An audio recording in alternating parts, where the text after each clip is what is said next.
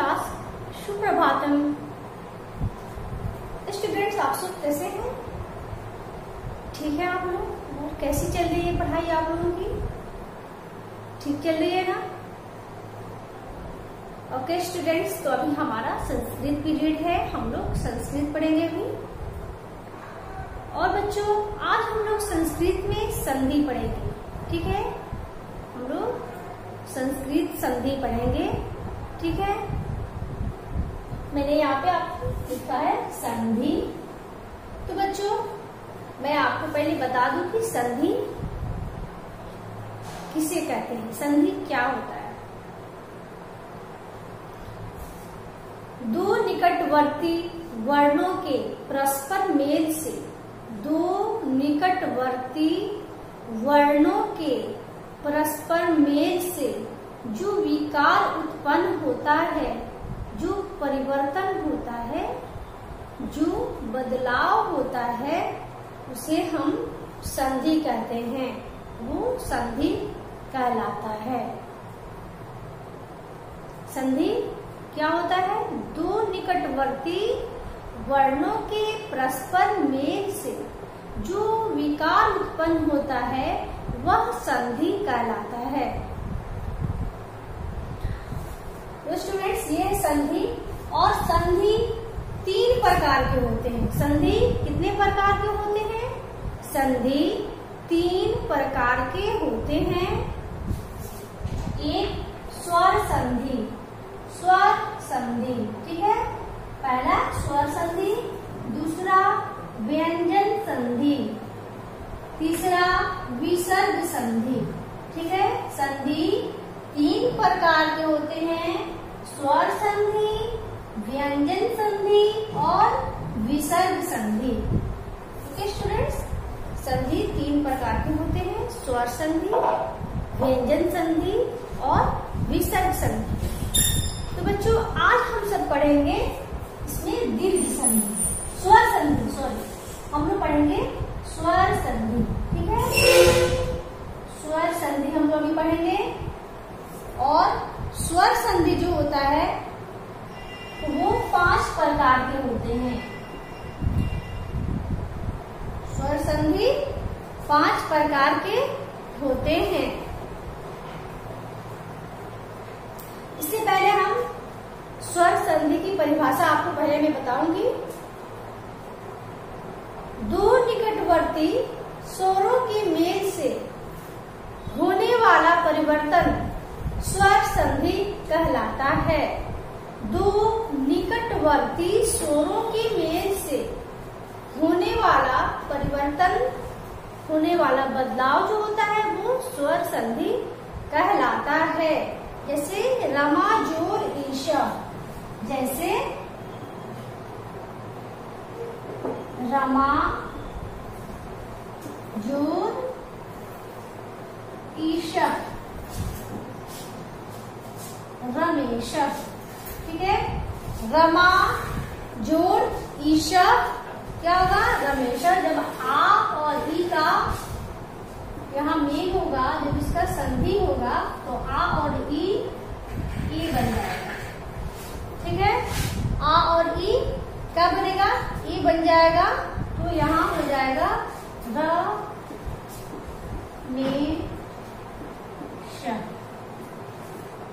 यहाँ भी स्वर वर्ण है, आ की मात्रा यहाँ है, और ये भी स्वर वर्ण है, दीर्घ ई की मात्रा है, दीर्घ ई है ये, ठीक है?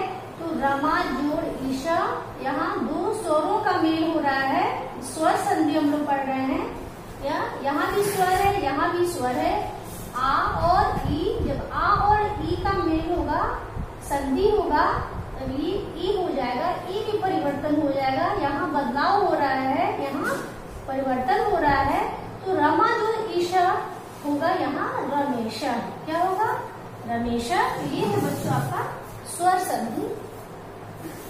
ओके। और स्वर संधि जो होते हैं वो पांच प्रकार के होते हैं। स्वर संधि कितने प्रकार के होते हैं? पांच प्रकार के होते हैं। पहला दीर्घ संधि, पहला दीर्घ संधि, दूसरा गुण संधि, तीसरा वृद्धि संधि, चौथा अयादि संधि और पांचवा यड़ संधि। स्वर संधि के 5 भेद होते हैं। स्वर संधि के 5 भेद होते हैं। दीर्घ संधि, गुण संधि, वृद्धि संधि, अयादि संधि और यड़ संधि। ओके स्टूडेंट्स, स्वर संधि के कितने भेद होते हैं? 5 भेद होते हैं। ये 5 भेद मैंने यहाँ पे लिखा है, आपको इसे याद करना होगा। और आज हम लोग पढ़ेंगे स्वर संधि का पहला भाग, दीर्घ संधि। हम लोग पढ़ेंगे आज दीर्घ संधि, ठीक है। आज हम लोग पढ़ेंगे दीर्घ संधि।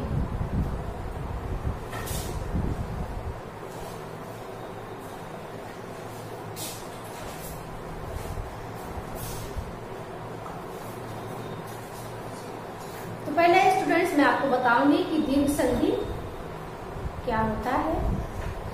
2 समान स्वरों को मिलकर एक दीर्घ स्वर हो जाता है। जब 2 समान स्वर मिलते हैं तो वो दीर्घ संधि हो जाता है, ठीक है। जैसे विद्या जोड़ आलय, विद्या जोड़ आलय।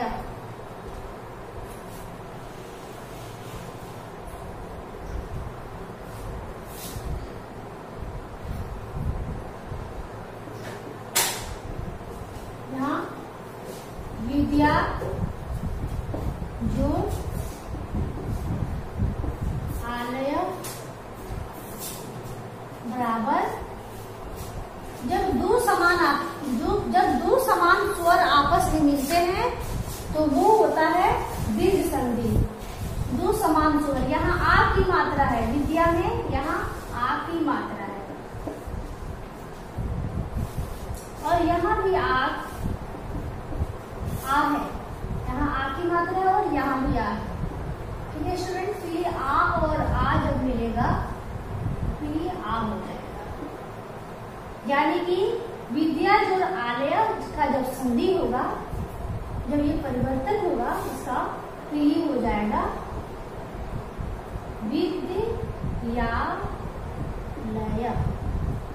यहाँ और ये और मिलके एक आ बनता है, तो विद्या जोड़ आलय मिलके बनता है यहाँ विद्यालय, ठीक है बच्चों। आपको यहाँ देख रहे हैं कैसे यहाँ इसका दीर्घ संधि हुआ है, आ और आ मिलके बना है आ, ये हो गया है विद्यालय,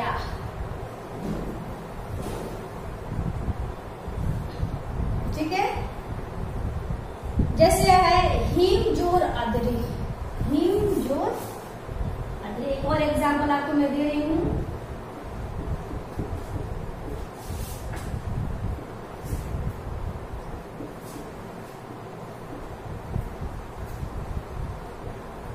हिम जोर अदरी, यहाँ मौ में औ की मात्रा लगा हुआ है।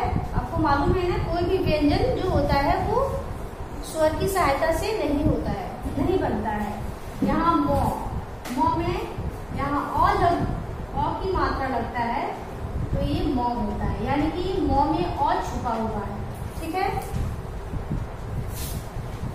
तो हिम में औ की मात्रा है मौ में, और यहाँ अदरी में अ है, ठीक है। जब अ और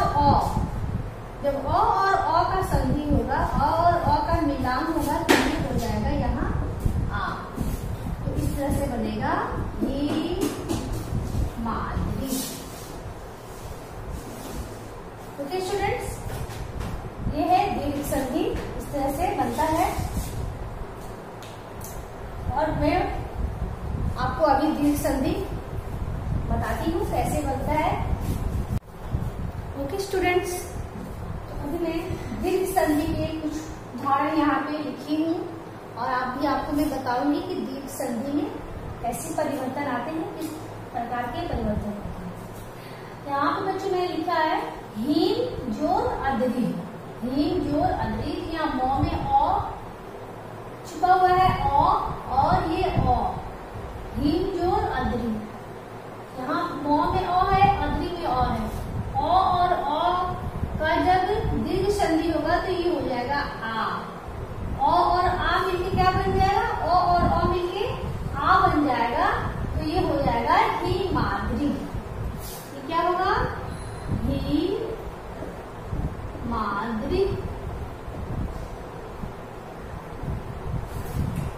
यहाँ है देव जोर आलय, देव में ओ है, ओ यहाँ मैं लिखी हूँ, और आलय में आ है। ओ और आ का जब संधि होगा, जब दीर्घ संधि होगा तो ये हो जाएगा आ। ठीक है, तो ये हो जाएगा देवालय, देव वा, ये आ बना तो आ ल य, देवालय।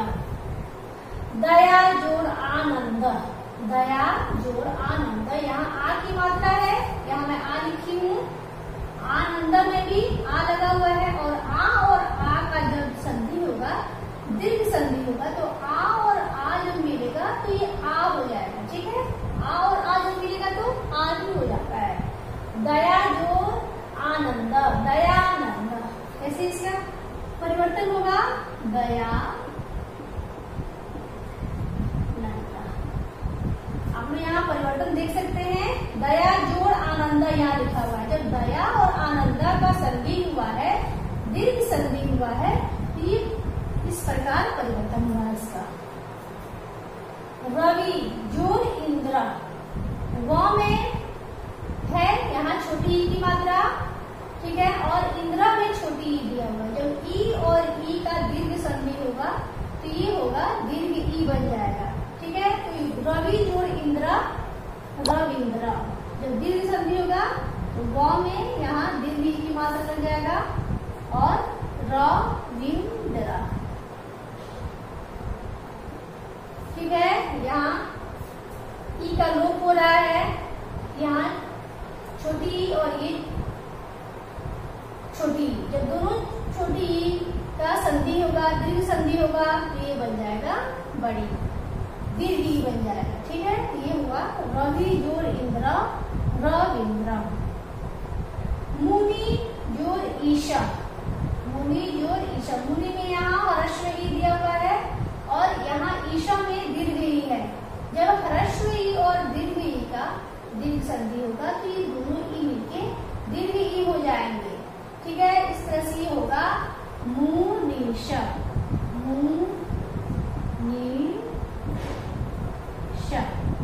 ओके, यहाँ है मही जोड़ ईशा, यहाँ ह में भी दीर्घ ई है और ईशा में भी दीर्घ ई है। जब दोनों ई दीर्घ ई मिलेंगे तो ये दीर्घ ई ही हो जाते हैं। ठीक है,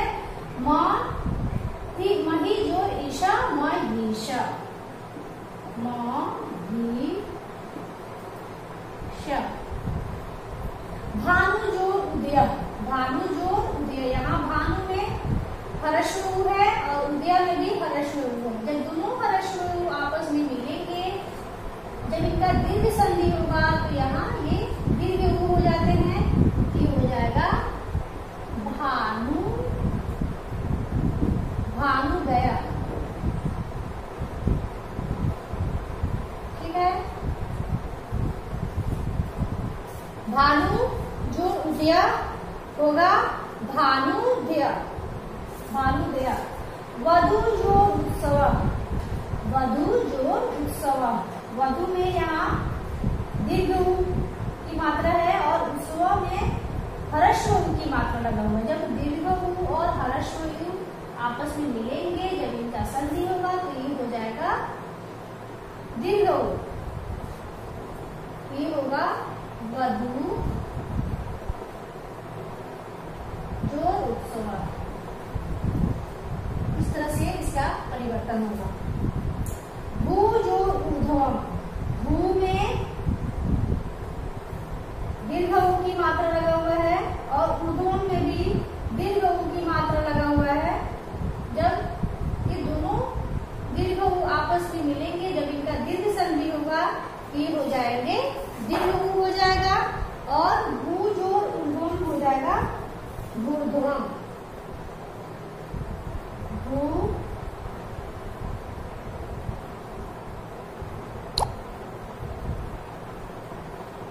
ओके, आप लोग देख रहे हैं यहाँ एक कू का लोप हो जा रहा है।